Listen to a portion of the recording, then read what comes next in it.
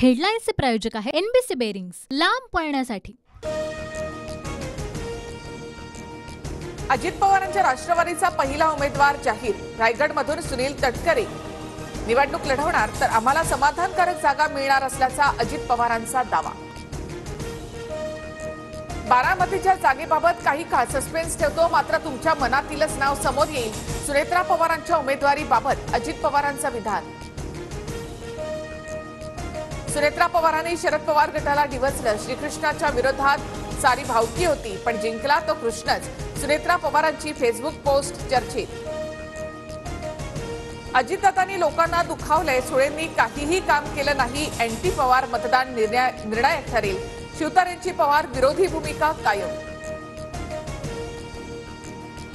महाविकास आघाडीमध्ये भिवंडी, जालना आणि सांगलीच्या जागेचा पेच सुटला। भिवंडीतून शरद पवार गट, जालन्यातून काँग्रेस, तर सांगलीची जागा ठाकरे गट लढवणार अशी माहिती। नाशिक लोकसभेसाठी भुजबळांच्या नावाची चाचपणी। शिंदे भाजपमधल्या तिढ्याऐवजी नाशिकची जागा अजित पवारांच्या राष्ट्रवादीला सुटण्याची चर्चा।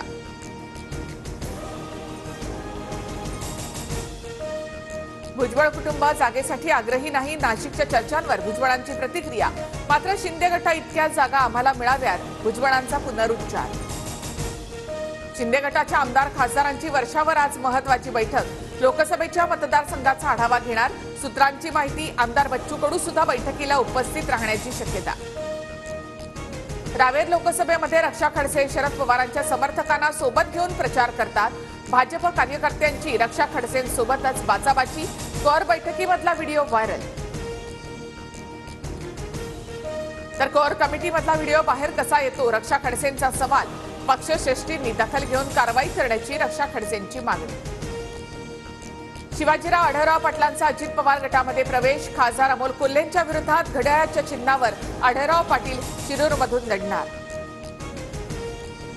लोकसभेबरोबर नियोजित असलेली अकोला पश्चिम विधानसभेची पोटनिवडणूक रद्द करा। विधानसभांना वर्षभरापासून कमी कार्यकाळ शिल्लक, नागपूर खंडपीठाचे आदेश। हेडलाईन्सचे प्रायोजक आहे एनबीसी बेरिंग्स, लांब पळण्यासाठी।